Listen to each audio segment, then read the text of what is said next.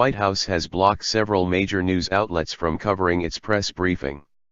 White House Press Secretary Sean Spicer on Friday hand-selected news outlets to participate in an off-camera gaggle with reporters inside his West Wing office instead of the James S. Brady press briefing room. The news outlets blocked from the press briefing include organizations who President Trump has criticized by name. CNN, BBC, The New York Times, LA Times, New York Daily News, BuzzFeed, The Hill, and the Daily Mail were among the news outlets barred from the gathering. Instead, the press secretary handpicked news outlets including Breitbart News, One America News Network, The Washington Times, all news organizations with far-right leanings. Others major outlets approved included ABC, CBS, NBC, Fox News, Reuters, and Bloomberg. The ban is the latest round in Spicer and his boss's war with the media, dubbed the opposition party by Bannon. The fake news media, failing at New York Times, at NBC News, at ABC, at CBS, at CNN, is not my enemy, it is the enemy of the American people. Trump tweeted last week. He doubled down Friday morning at CPAC, mocking the Clinton News Network and continuing to call the fake news media the enemy. They're very dishonest people, he said. They're very smart, they're very cunning, and they're very dishonest. Spicer allowed in what is known as the White House pool, a rotation of reporters who report on behalf of all outlets, and then handpicked who else he let in. CBS was the news network that was assigned to represent all the major networks today as part of what is known as the television pool. ABC, NBC, and Fox News were all allowed in. So was One America News Network. That left CNN banned. Other broadcasters from abroad also kept out, including BBC and Al Jazeera. CNN issued a defiant statement saying, "This is an unacceptable development by the White House. This is how they retaliate when you report facts they don't like. We'll keep reporting regardless." The news network was already involved in a confrontation with the White House on Friday morning after it reported Thursday night White House Chief of Staff Reince Priebus had tried unsuccessfully to have the FBI deny there had been contacts between the Trump campaign and Russia.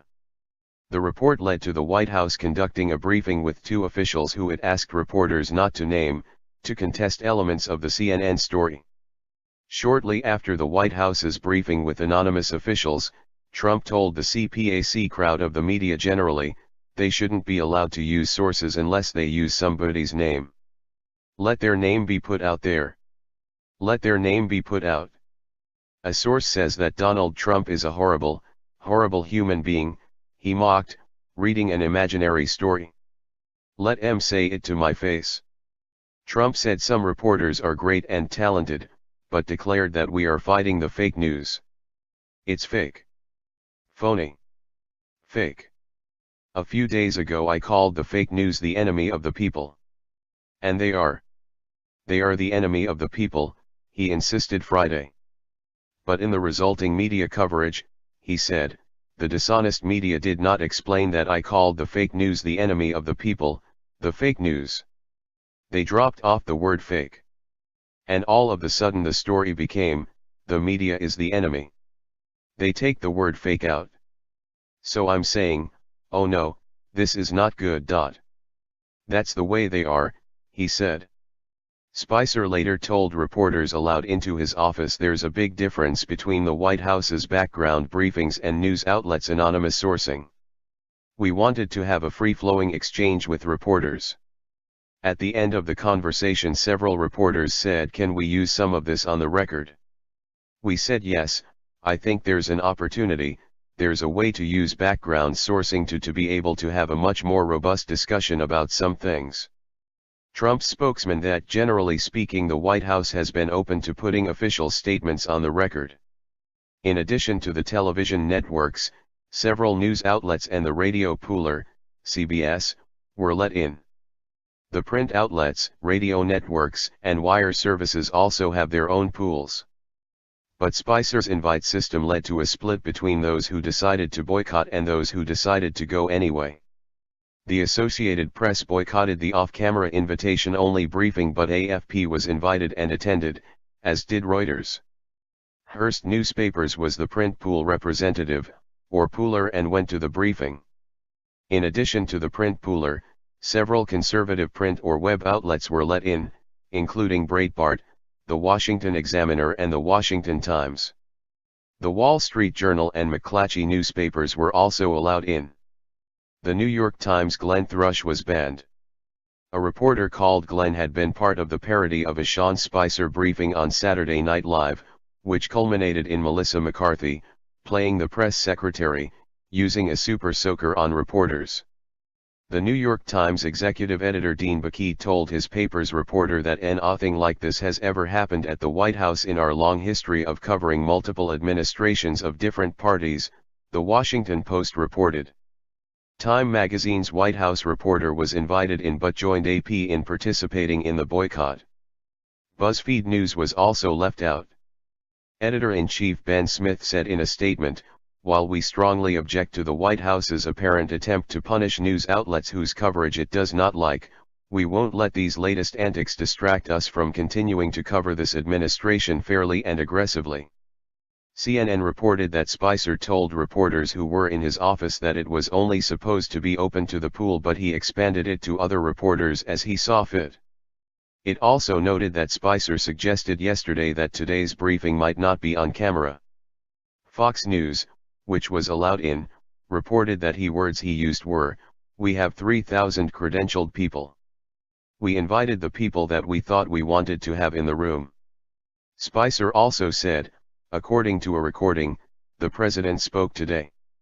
As you know, we haven't done briefings when the president's had a major event or an event with a world leader." He also said, "Our job is to make sure that we're responsive to folks in the media. We're here all day. We've got a big staff. And we want to make sure we answer you questions, but we don't need to do everything on camera every day." The organization that represents all of the outlets that cover the White House said it was taking the issue up with the building's press office. The WHCA board is protesting strongly against how today's gaggle is being handled by the White House. "We encourage the organizations that were allowed in to share the material with others in the press corps who were not. The board will be discussing this further with White House staff," White House Correspondents Association President Jeff Mason said. He called into CNN a little later and warned viewers not to rush to conclusions about what happened today.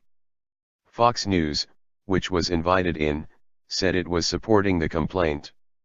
The kerfuffle over the press briefing was a convenient distraction from the CNN story about Priebus, a topic that came up repeatedly in Spicer's off-camera gaggle. When you see the chirons on CNN and the headlines in their story making it appear as if we did something wrong or nefarious, we wanted to make sure that we set the record straight, he said of the morning briefing the White House did on background. "And I think that this morning was an opportunity to push back on what actually happened and why it happened." CNN reported that Priebus pressured the deputy director of the FBI to tell reporters that a New York Times article claiming the Trump campaign was in contact with Russia was not true. The FBI refused to get involved. Officials said this morning that it was McCabe who approached Priebus after an event to tell him that the Times article was BS. "They said literally the story in the New York Times is not accurate," Spicer later said. Priebus wanted the FBI to go on the record, but McCabe called him to say it wouldn't. FBI Director James Comey called him after that to say the same thing, per the White House's version of the story. "This notion I see on CNN about, we pushed back or we applied pressure. Pressure by definition is applying force," Spicer said. "We literally responded when presented with information and said, could you let the media know that? What you're informing us of?" And the answer was, "Well, we don't want to get in the middle of starting a practice of doing this. So our answer is, well, why did you come to us with this information? I don't know what else you do except for say, gosh, could you clear the record?" Spicer insisted that his contemporary did nothing wrong. "Had we not done anything and just sat there, it would have been irresponsible and frankly malpractice.